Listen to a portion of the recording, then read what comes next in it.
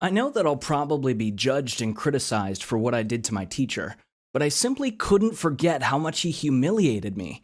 He deserved it, and I have no regrets whatsoever. So, a while ago, I had a very important exam. I stepped into an exam hall, got seated, and waited for it to start.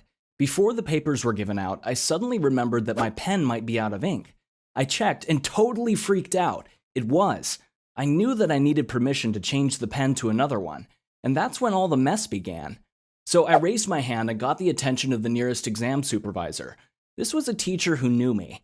I immediately noticed that he looked at me with a grin on his face since he didn't like me at all. I took one of his classes where I often played games or slept, but I've never caused any problems and never been rude to him.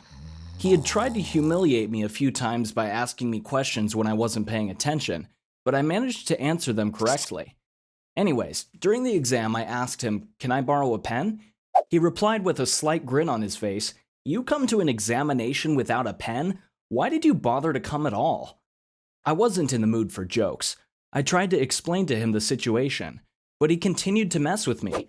"Whose fault is it you forgot? My fault? Why don't you forget to take the exam as well?"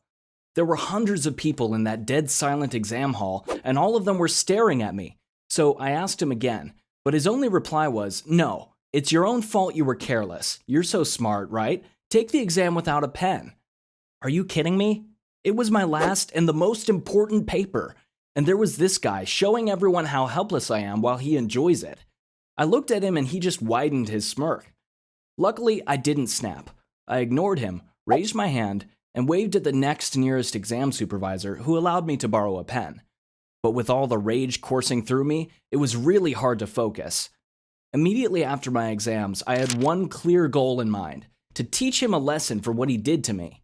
So I went to speak to the dean of the faculty. He immediately organized a meeting with this teacher, and guess what?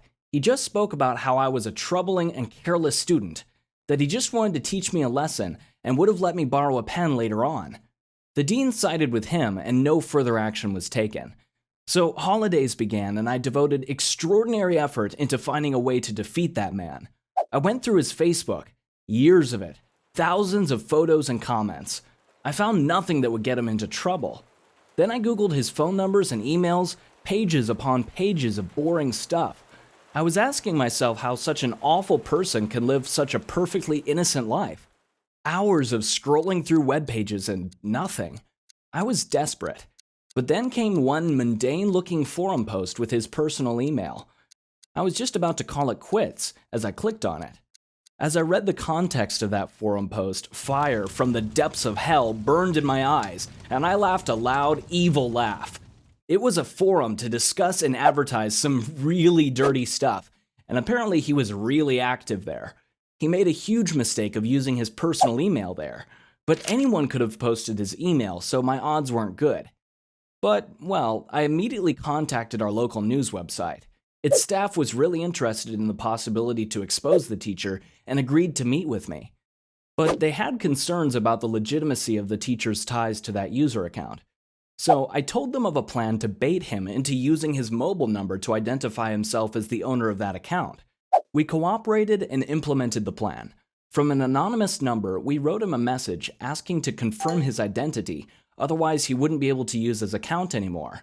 He messaged us that he was the owner of the username from that forum. That was it.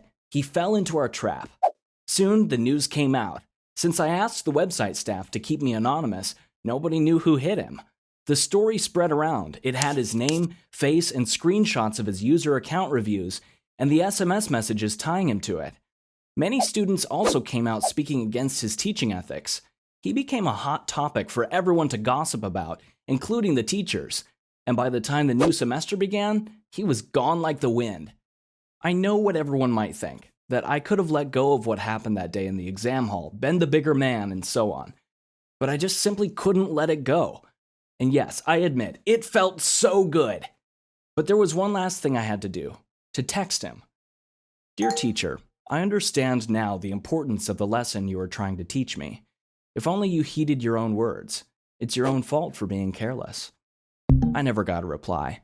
I guess he eventually understood that I gave him a taste of his own medicine.